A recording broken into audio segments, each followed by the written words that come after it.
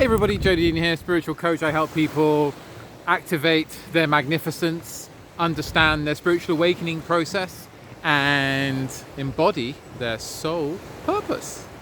Here we are in beautiful Crete, and just been working in my workplace, just there. Humble brag. But yeah, in this video I'm going to talk about the inner critic, and it's really crucial, a really crucial thing to understand the inner critic and to silence it if you can, right? And so I'll be exploring in this video about silencing it, and at the end I'm going to give my hottest tip for silencing it, because I want you to watch till the end. Oh. Rewards, rewards. So I first heard the word inner critic when I was doing an integrative arts therapies certificate course in Islington in London, way back when I was 20 years old, bright-eyed and bushy-tailed, throwing myself into the deep end with psychotherapy. But yeah, that was something that was bandied around about on the course, and it was something I'd never heard of, but I was like, wow, this is so interesting. And I realized, oh my goodness, I have a very strong inner critic, and that's why I have trouble with perfectionism, and that's why I have trouble with creativity, because even though I'm a very deeply artistic and expressive soul, at the same time I have a very mad monkey mind inner critic voice in the head telling me it's not good enough, it's too much, I'm not enough, I'm ugly, it's ugly, definitely not perfect, so don't even bother. It's not good enough, it's a fail, you're failing right now. I could just name them right now in this video, what the ones that are kind of active in my head, these thoughts. You're kind of winging it. No one really wants to hear what you're talking about. People have got better things to do, why don't you just go away? Etc, etc, etc. Surely you could have said that in a better way, right? And it just goes on and on and on and on. These little thoughts. Now, where do they come from, Jody? Well, I'll tell you. At least I'll tell you where mine come from, and also in my experience, where in the people I've worked with and friends and family who I've chatted about this, and we've explored it a little bit, where they come from.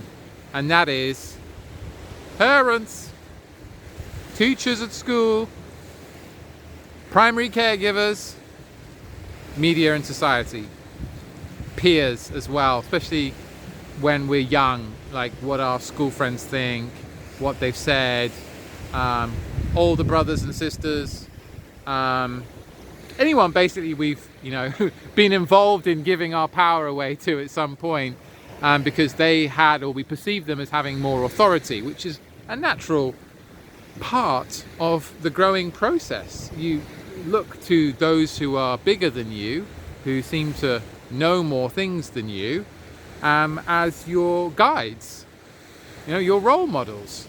The fact that they are terminally traumatized individuals themselves, as a child, well, you don't have any other options, so you just have to kind of like suck it up.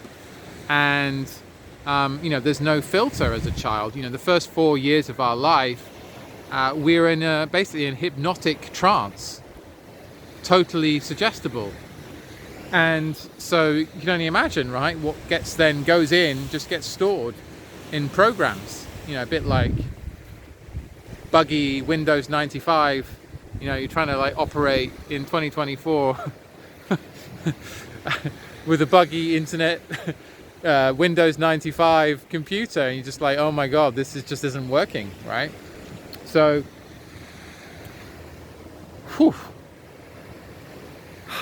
Yes. Oh my goodness. Do we need all these thoughts in our heads, these voices in our heads? And they will. What we find is that they're stifling. So back to the roots of this, the roots of these thoughts and these voices and these ideas that are so stifling and limiting.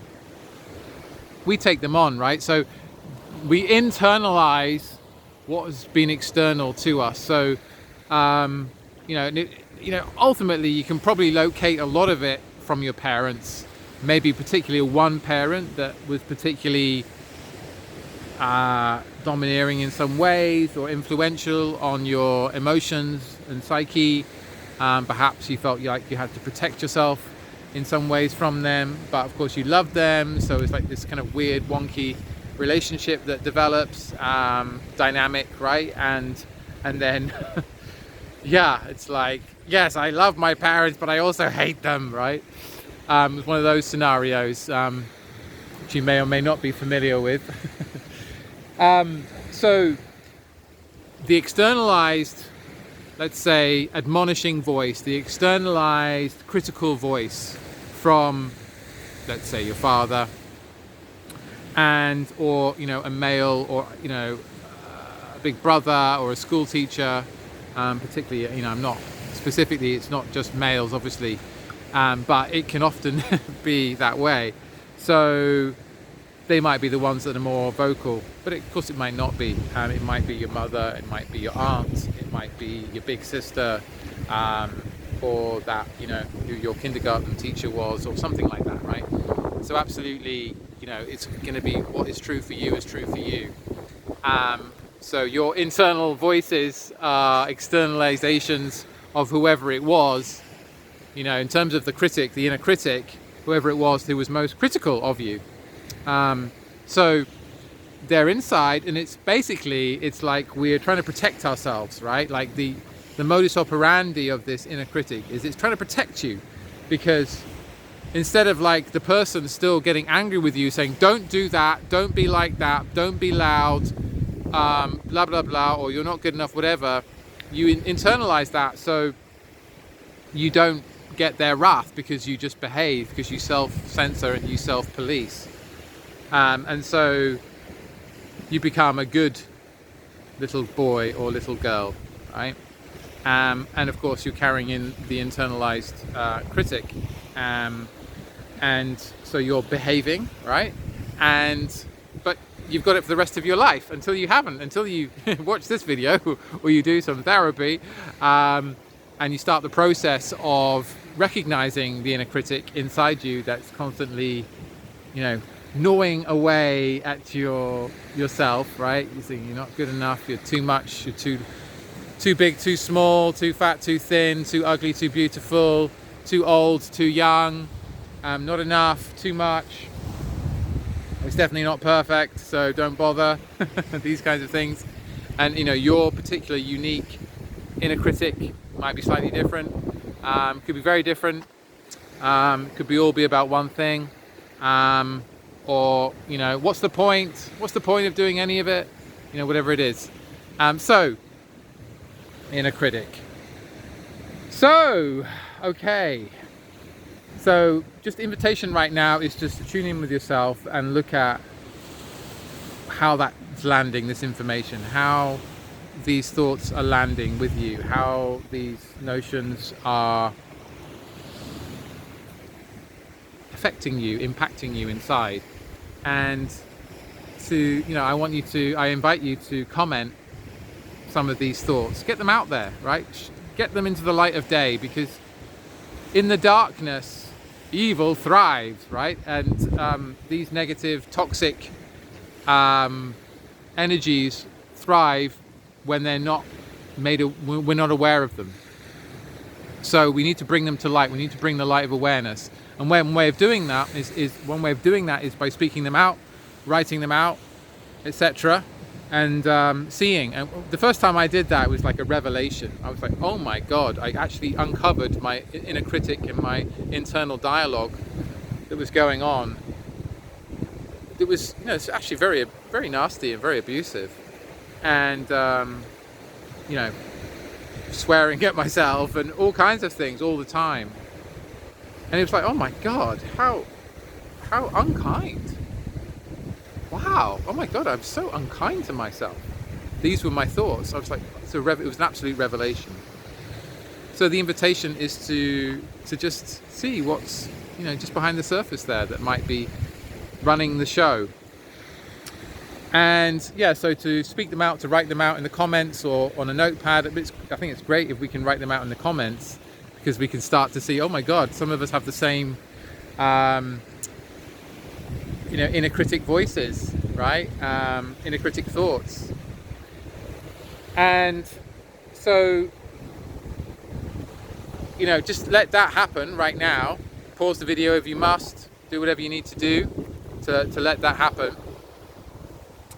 And then, the obvious antidote to this is to love yourself, right? To be kind to yourself, to develop kindness. So, you can say lovely things to yourself. You can say, you're amazing. I do that sometimes, mirror practice in the morning. Just say to myself, Jody, you are the most amazing person I know. You're the most creative person I know. You're the most courageous person I know. You're the most loving person I know. You're the most successful person I know. You're the most abundant person I know. And continue like that, right? Just love on yourself. Pour love onto yourself. Why not, right? And see how that affects you. I recommend doing it for 3 days in a row and just seeing how that affects you. Now, I feel like there's probably going to be more videos around this, and I'm certainly happy to make them if there's interest as well. But now I want to just share that, if you're interested, if you feel like you'd like some more support around this, with being courageous, with letting go of the inner critic, with creating more spaciousness in your life, with taking yourself to the next level, activating your vision, getting real clarity around your challenges, then you're invited to book a call with me and we can have a little chat to get you some clarity and activate that vision and help you start moving towards more courageousness, towards your vision and taking aligned action with who you really are, right? And you're on point, on purpose with your soul purpose, activated. So anyway, that's a free 20-minute session. Just use the link to book. Okay, so moving on from this, so inner critic. Actually, yes, I will drop in the description some more thoughts about the inner critic and also a couple of reading prompts as well, like books that could be useful for you. And I'm also going to now share my hottest tip, my hottest, most powerful tip for silencing your inner critic. Any guesses for what that might be? Okay. So, and we're actually going to do this. We're actually going to do some gibberish right now. So gibberish is just like nonsense language. So,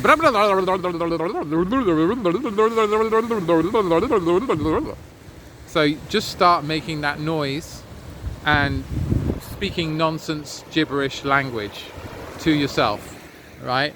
Obviously, if you're in a cafe or in a public place, you might get some funny reactions. So be mindful of that if you choose to do it in a public place. And just go for sporadic, maybe a minute of just and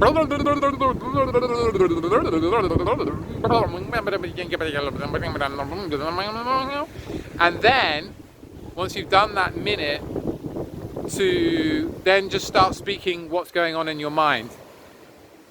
Literally own the commentary, own the running commentary in your mind, the thoughts that are just coming, the stream of consciousness.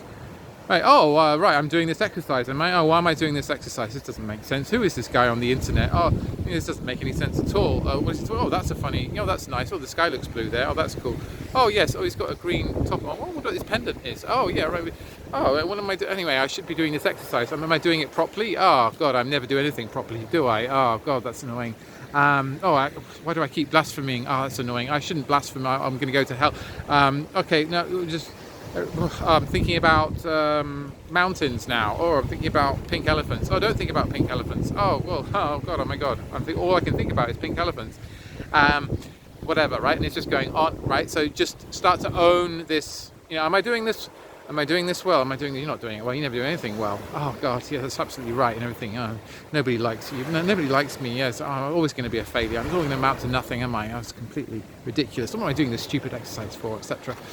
So, do you get me? Do you get me? So, do a minute of this stream of consciousness thought, and so you just start to sort of see what's going on, under the hood, under the bonnet, into your mind. And so you start to bring awareness to the inner critic, to this voice, right? This loud voice that's inside. Because you may have had run your whole life up until now not actually realizing it's going on. This is also something that Michael Singer talks about in the book, The Surrender Experiment. He talks about the voice, right? The voice of thoughts, the commentary, the voice of commentary that's going on and on and on and on in our minds. I definitely recommend that book. That will be in the description. So, just giving you a 2-minute exercise that is my hottest tip for finding your inner voice, silencing it, right? And you'll notice that when you actually own it and you speak it out, for a minute, 2 minutes, 3 minutes, you go on for 5 minutes, 10 minutes. Really, really experiment with this. You'll find that, oh my goodness, there it is. And once you've given it some space and you've gone, okay, see what happens. Okay, so that was it. So I've been Jody Dean, and your happy neighborhood spiritual coach. Take care, love you. If you like this video, please give it a like, comment, as I said, your experience, reflections, insights, and I would love to hear anything that comes out of this exercise for you. And anything else, just share with someone that you love, and subscribe if you're not a subscriber already and you like these videos. Great. And feel free to book a call. I'm doing these free calls for a bit now. Won't be doing them forever, so get some while they're available. Okay, lots of love to you from sunny Crete. Bye for now.